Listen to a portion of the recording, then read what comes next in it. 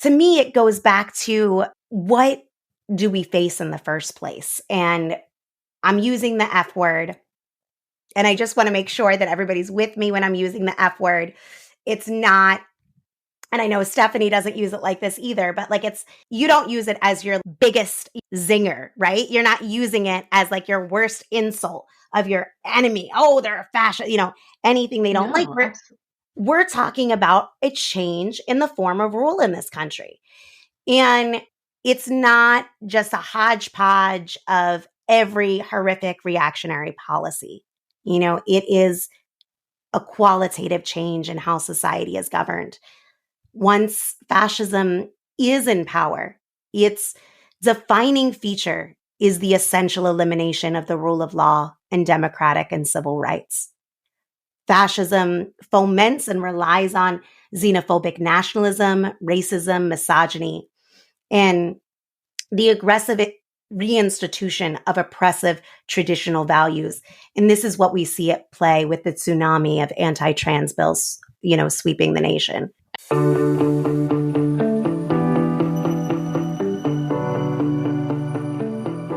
Hi, I'm Stephanie Wilson, and you're listening to What the Gerrymander, brought to you by Hoosier Victory Alliance, an organization I co-founded. My usual co-host, Heidi Beidinger, isn't with us today. This podcast is our attempt to raise the alarm about the war MAGA Republicans are waging against Americans in Indiana and across the country. MAGA is implementing a strategy of voter suppression, gerrymandering, and cruel legislation to take away our freedom and increase their power. MAGA is using fascist tactics, corruption, conspiracy theories, and disinformation to make themselves and their billionaire funders richer and more powerful. They target the most vulnerable among us, but make no mistake, we and our children are targets too, whatever our gender, color, sexual orientation, or location. Across the country, the fascist MAGA party is forcing transgender kids and adults to detransition, greatly increasing their risk of suicide. MAGA is pushing gun ownership for white Christians as part of their war and pretending to believe more guns make America safer. We know this is the most vile lie, and our children are paying the price with their lives. And MAGA has systemically stripped bodily autonomy for women, first in red states and potentially nationwide. MAGA is banning books, and if they can't ban books, they're shuttering public libraries, defunding public education, and outlawing the teaching of the real history of America. All of this is connected, and it's a war against you and me and all Americans who want to live in a pluralistic democracy. We hope our podcasts, with our guests from different locations, organizations, backgrounds, and specialties, will help draw a realistic picture of what we, our families, our neighbors, and our fellow citizens face. And we hope to provide you with concrete actions to take to refuse the fascism that has moved past our front door and into our metaphorical living room. Please help us in this fight for our collective lives by subscribing to this podcast and leaving a review on Apple Podcasts or wherever you listen. And please know that we are here because we believe that each one of us, no matter our gender, our race, our religion, or our background, belongs in this country. We all deserve the freedom to thrive, live authentically, be free from fear and hunger, and we will do everything we can to educate, elect, and empower people who will help us win this fight. If you can, please help us by giving a recurring donation of $10 or whatever you can afford to help us build progressive power in Indiana and across Red America. Today I talked to Samantha Goldman, host of the podcast Refuse Fascism, and member of the editorial board of the Refuse Fascism organization. By the way, listen to her podcast. It's fantastic, and she has wonderful guests who have opened my eyes repeatedly. Our discussion was a dive into the F word, fascism, and what that really means, rather than as a political epithet thrown at all right-wing ideologies. We discussed the importance of on-the-street political protests, creating moments that can go viral on social media, and using the power of the vote to make change. As you'll hear, we believe that all of these tactics and everything else we can think of short of killing the other side is necessary to change the dangerous and deadly political moment. It's not all doom and gloom. We leave room for levity as well. Joy is a necessary component of a long, hard political struggle for freedom for all of us.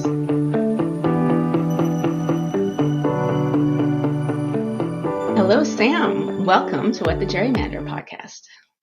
It's so good to be here. Thanks for having me on. Oh, it's such a pleasure. I just discovered your podcast, and I absolutely love the way that you put things together and the way that you talk. You use the F word, the real fascism word. And I think that right now we are too scared of using it. People don't really know what it means. And it's here. It's not knocking on our door. It's sitting in the living room. I really appreciate that. How did you get started with the organization and with the podcast? So the podcast actually grew out of a Refuse Fascism movement. Our original mission was very bold. And to me, even though we didn't succeed, extremely needed and was possible.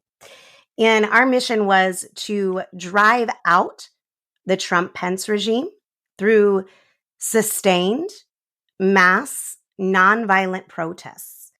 And we took as one of our models what happened in South Korea, where President Park was impeached through massive nonviolent political struggle in the streets. And we knew before he came into power the danger that Trump represented, not just to American lives, but to all of humanity, and in fact, the future of life on the planet itself. And at the beginning, our goal was to stop him from even being inaugurated. And if you can just think now where we are with Roe overturned, with anti-trans mobs unleashed in the states and in the streets, with continued vicious harassment and restrictions on the lives of immigrants, the mass violence, all of this, if you think about where we are now, we had tried to stop all of that from ever happening, from ever going down. And our goal was, getting people to come out and take to the streets nonviolently, as I said, demanding relentlessly in their millions that they must go. And we had, years of different multi-leveled campaigns, protests. There were many things that we did achieve, including putting that word out there. And not as a good thing, but as something that needs to be refused, and really putting the stakes out before people. And we did organize thousands, probably much more than that, to be honest, in taking to the streets, and protesting, tens of thousands, right? More at various times, being, in the streets at the White House, that summer of tremendous, important uprising for Black lives when he cleared Lafayette Square. We were then there. The reason why I'm bringing this up is we were struggling with people to take independent action, to look at what was going down and to say, not only was this intolerable, this was unconscionable, but this is a moment where you can't stand aside, that there is no neutral when you're faced with a fascist threat, when you are so close to it being consolidated in the world's largest superpower. Whether you're like me and you don't think that the United States should sit on top of the world so cruelly and brazenly, or whether you think that that spot is right and righteous, you do not want in the most powerful country in the world a fascist with their finger on the nuclear, button. I know that there's no button, okay? But I think that it mattered tremendously that we were out there. And even though we did not achieve our goal, and humanity has paid a terrible price for that, while he was voted out, that fascism was not really thoroughly dug up because the people didn't drive him from power. And the fascist movement has strengthened and hardened since the January 6th, 2021 coup attempt. During the Black Lives Matter uprising, and when COVID was really showing a new level of cruelty of the Trump-Pence regime, is when we started the podcast, because people couldn't get together in the same way. And they started out with these Out Now lives that I just did on Instagram with various organizers trying to help people make sense and find ways to manifest this demand, even in a safe way. And at that time, it was called Inside Without Now, because it was Trump Pence Out Now. And we were inside and trying to figure out how people could stay safe, not silent.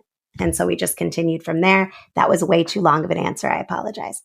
I hear what you're saying. I want to push back on the idea that Trump brought fascism to the United States. I view it as a thread of authoritarianism that has been here since the founding.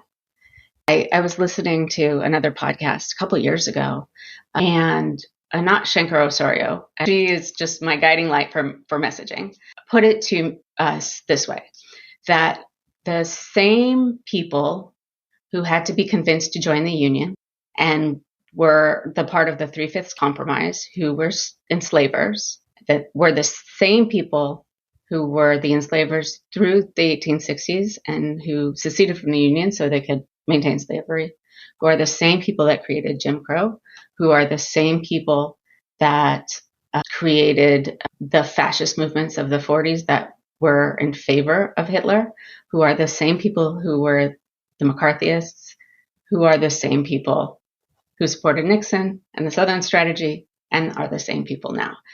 And we haven't called it fascism. It probably wasn't before, but it's that authoritarian impulse that has been here since the beginning and is incredibly problematic to the founding, to the entire way our country works. But thinking about it in that way helps me to understand from my perspective that, yeah, Trump needs to be held accountable. And yeah, Pence was complicit in everything. It's an all-out war by their side, and they have guns, and they want to use them, and they don't care who is shot in school. And it's not that they're blind, and it's not that they're in thrall to the NRA. It's that this is a desired outcome. And so I think that it's a battle we're going to have to win by inches. And I don't know that there's a way to take it all at once anymore. I kind of think we're past that. I'm going to break that apart because I think that Okay. that is an essential question. I did want to go back to what we were talking about in terms of fascism and Trump and the history of this country. I really appreciate what you were laying out. I take the understanding that there is a straight line from the Confederacy to the fascists of today. 100%. Oh, absolutely. Absolutely. But I take it way past before the Confederacy. Yeah. In a country founded in genocide and slavery, these are fertile seeds for the germination of a fascist movement. What I do want to clarify is that the way that fascism consolidated as far as it did under Trump, even while it was not consolidated, it was on the tracks were greased, it was going fast. And that is different than what we've seen before. And it has taken the fascist movement to a different level of organization. And even though people don't like to think of it this way, cohesion. Even though there's much dissension within on certain things, there's a lot of cohesion there. And that was something very unique to Trump. And it is not, I am not a everything's reduced to Trump person. I personally, and this isn't the view of Refuse Fascism, but it is my personal view, is that, look, everything under this system is oppressive. And when I say the system, I'm talking about capitalism, imperialism. There is white supremacy woven right in to the very fabric. Absolutely. And to me, there is no taking that out without taking out the system that rules. And I say that because I, as someone who thinks that we need to do away with capitalism, I still see that there's a difference between the normal dictatorship that is, capitalism, imperialism, which is brutal for for the people in this country and the people of the world, but in overt fascist dictatorship that shreds any pretense of democratic rights for people isn't something that should be, maybe it will be good, maybe it will be negative, maybe it's just more of the same, you know. And I think that that's where the left can get into trouble, right? And that's Yes, the distinction that I always like to put in there, is that, you know, this is not, there's all kind of bad under the sun, as Jeff Charlotte likes to say, and not all bad is fascism, right? And absolutely. we have to be able to see and spot it, and when it is asserting itself, to correctly name it, and as part of Mhm. naming it, wrestle with what is it that we can do to stop this and knock it off its tracks, and what are the methods or strategies that actually strengthen it. And that leads me, to your question on not what can we do, but our question of, can this get backed up, or do we back it up? Can we back it up like an inch and then get momentum on that inch? To me, it goes back to, what do we face in the first place? And I'm using the F word, and I just want to make sure that everybody's with me when I'm using the F word. It's not, and I know Stephanie doesn't use it like this either, but like, you don't use it as your biggest zinger, right? You're not using it as like your worst insult of your enemy. Oh, they're a fascist, anything they don't like. No, We're talking about a change in the form of rule in this country. And it's not just a hodgepodge of every horrific reactionary policy. It is a qualitative change in how society is governed.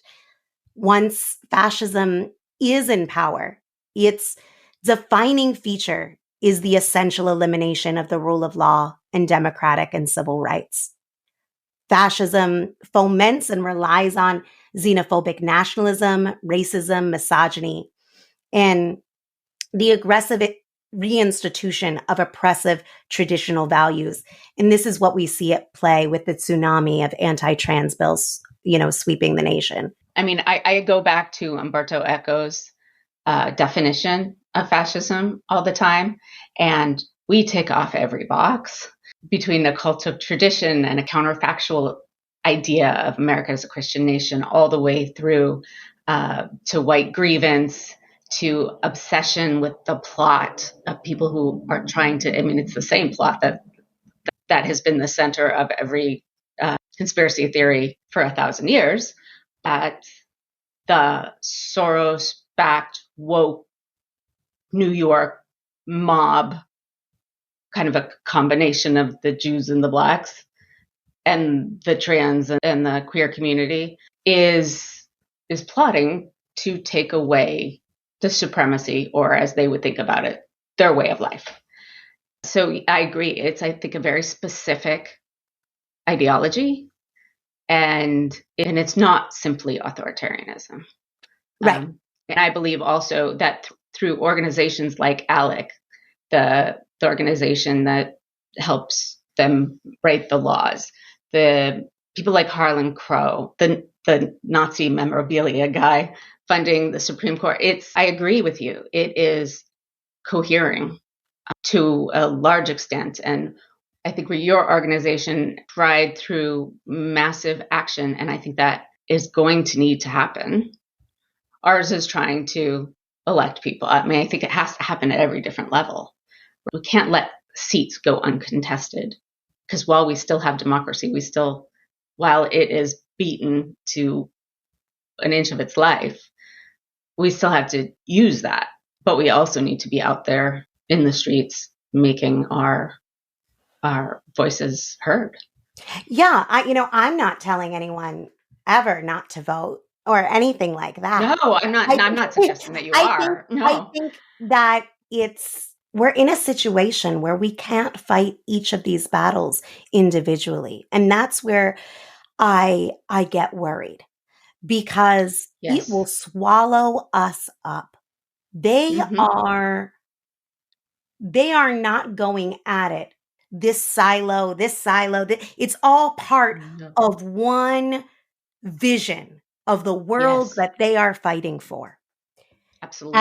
As dystopian, as patriarchal, as white supremacist as that future is, they've got that vision. And it's not a vision that any of us would like to live in.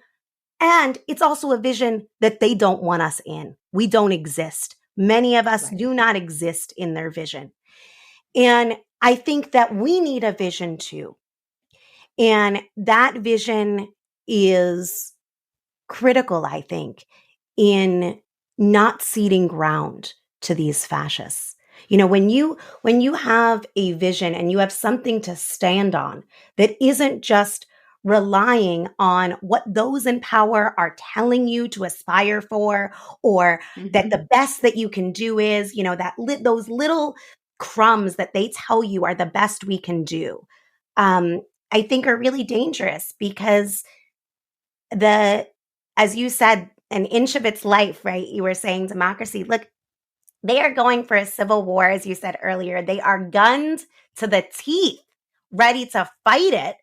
And they're thinking it's go time. They are gerrymandering, suppressing the vote. They're doing all of that. And if that isn't enough, they showed us they're prepared to go out with violence, to Right. to not accept any victor. And I think we have to confront what that means. And that means that you don't put all your eggs in a basket that says we can rely on the electoral process alone. A process that they don't respect. And by they, Right. I'm talking about the Republic fascists, just to be clear.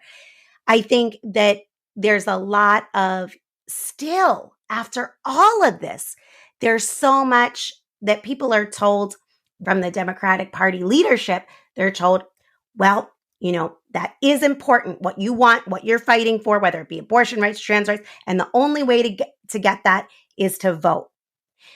And right now, people's lives are endangered, at risk, let alone that, if you take something like abortion rights, the Democrats had 50 years to codify it and they didn't.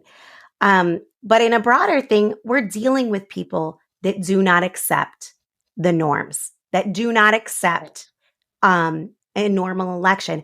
And that means that people need to use every tool in their arsenal. And I'm talking politically, just to be Yeah. clear. I'm not talking about any sort of violence, but I am talking about people using everything at their disposal. And right now, most urgently, I think the thing to use is our voices, and people like you using your voice to help people understand what it is that we're up against. Hmm. And therefore, how we get out has everything to do with that, if that makes sense. Yeah. Oh, it absolutely makes sense. I mean, the NRA convention was in Indianapolis last week. And what did the Democrats on the floor of the Indiana state legislature do? Absolutely nothing. They kept quiet, right? Like they need to be looking at Tennessee and taking a note and standing up and stop. This decorum needs to leave the table. Decorum will not get us anywhere. We need to steal the microphone. We're not a small enough country where we can really flood the streets, I think. Yes, like there can be great protests, but I don't think that we are small enough where we can really shut down everything like Israel did.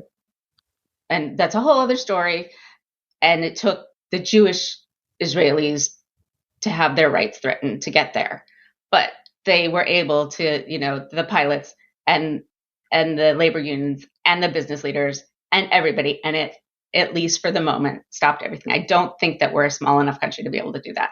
But I do think that moments that can go viral can be incredibly galvanizing.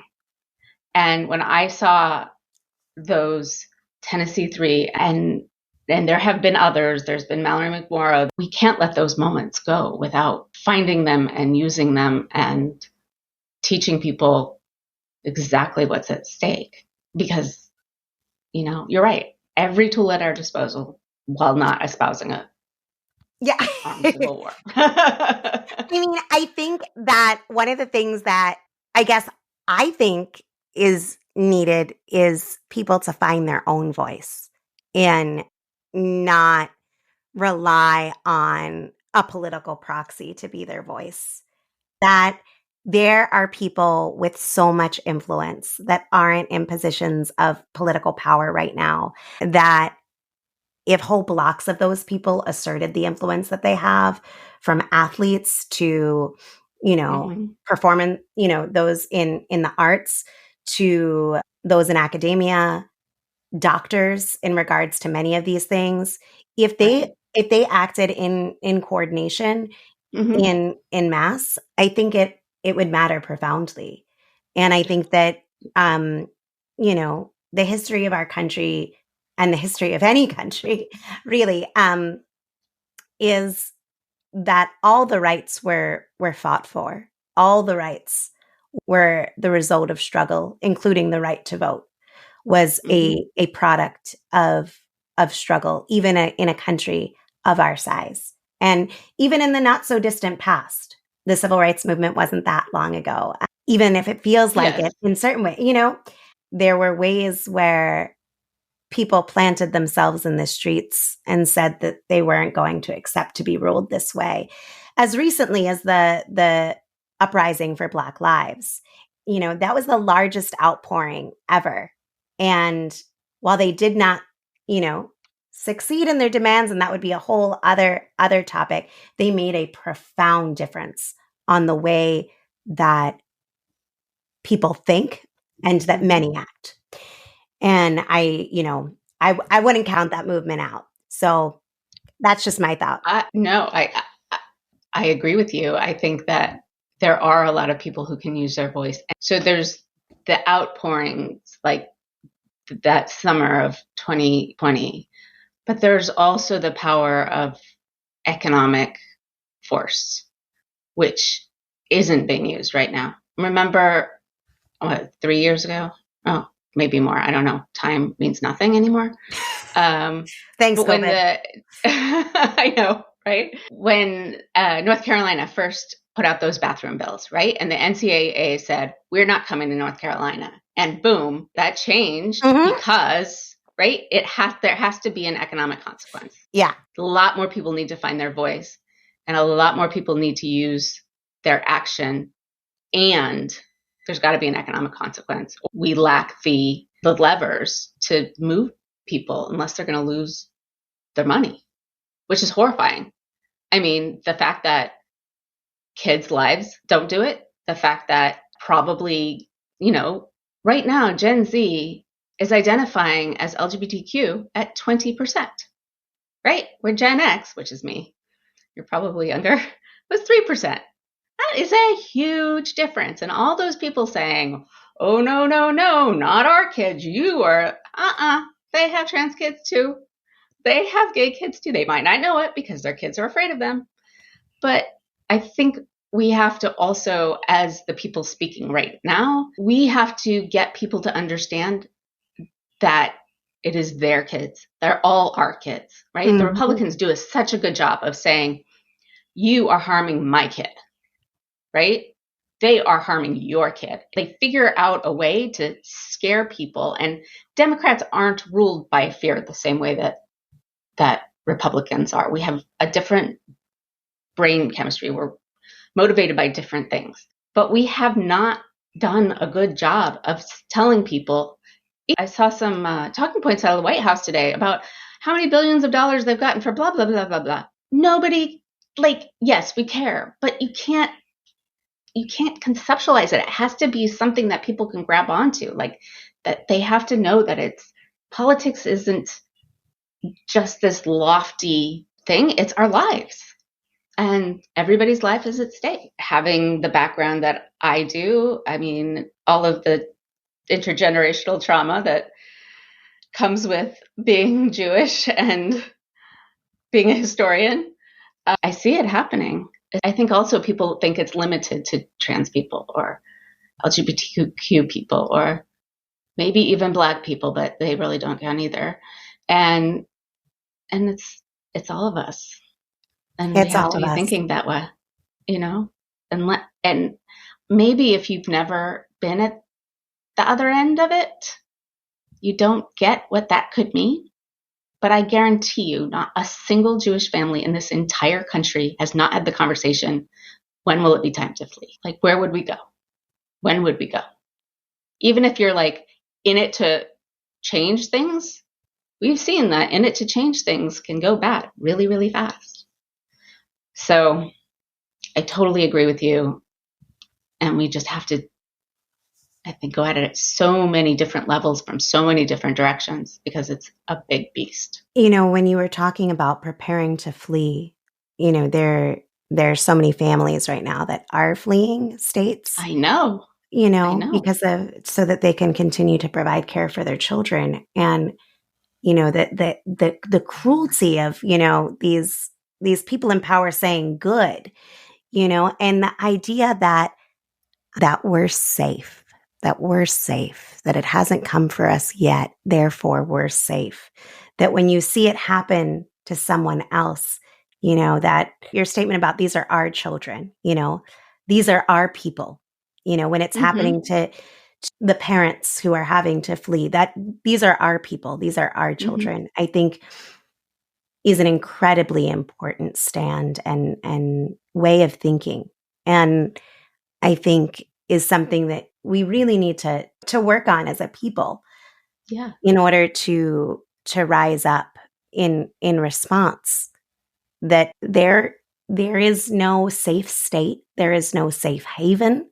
We have to we have a fight on our hands, Mm-hmm. and it's a political fight right now, and it's one that thankfully, and it's one that we need to stop relying on this all magically working out somehow because of the Right. greatness of America. That things will Yeah. never get that bad, or they will never come for us all, or there's this line that they just won't cross because America, you know? Take a listen to Stephanie walk you through some history if you need on times that, yes, they went there, it went that far. That's right. And, and And the people who thought that they were had been in places for hundreds of years, had been fully integrated with the society, had been the central piece of intellectual life. Yes, it comes for all of us. And the fascist stupidity will not save us. No. Sometimes it will help a little bit, but ultimately, if we look at key historical examples, buffoonery, It's was part of just it. a means to further their fascist agenda. Keep laughing while they pave the road to her. Not to Oh, that not was to end on like a sad note. People can still yes. laugh at him, but like laugh at them, but also know that it's deadly serious. We can Right. do both. We can do both, and we can find the joy in the moments of our lives because we have to, or we're all going to go insane. And I think people like you, people like me, people hopefully who have greater audiences than I do, need to stop looking at this as a series of individual. You said this before. I'm just repeating of individual actions. The trans thing is one thing, the drag thing is another, the banned books are a third, abortion is a different one. No, no, no. Guns are something different. No, it's all the same. And we had Ryan Bussey on. He was a great guest. He worked for the gun industry for an awful long time, but he was the first one on our podcast to say it's war. They've known it for 20 years, and it's time that we know it too. And see if we can pull something out to give somebody some hope. Oh, the hope is that we all need to, if we take action. People say to me all the time, how do you even live in that space? How can you pay attention that much? And my answer is that's how I deal with it, is through action. And the more people we can get them to stop sitting and just watching MSNBC all day and actually take some action. Yeah, I think that passively spectating atrocity is demobilizing, and and horrible, like it feels horrible. There is tremendous joy and hope in seeing that you are, in fact, part of a majority that does not want to see women slammed back to the dark ages, that doesn't want to see their trans siblings erased from the planet, that doesn't want to see the unfolding atrocities that are happening state by state against people that are already oppressed. We are the majority, but it doesn't mean much if we don't act together. And there is tremendous power in our collective action. And there is tremendous hope in the future that we are fighting for. And even though we might have different visions of what that future might look like, we know that we care about all of humanity, not just American lives, not just the lives of white cishet men. We care about the lives of all people. And that is powerful. We care about people having civil and democratic rights, and fighting for that is an act of hope. Fighting for that while it doesn't always feel joyful, it's about creating a world where that joy can really thrive. Because for so many, it is, if not crushed, it is definitely suppressed. So Yeah. that's where I get my hope. And we need to follow up with that, because it's empowering, but it requires action. Absolutely. And then, so thank you for everything that you've been doing and for coming in, talking, and hopefully we can make enough of a chorus so that our voices are lifted up. Thanks for listening to What the Gerrymander. We're working toward building Blue Indiana and ask that you make a small recurring donation at HoosierVictoryAlliance.org. If you like what you heard today, please subscribe and leave a review wherever you get your podcasts. We thank you, and democracy thanks you.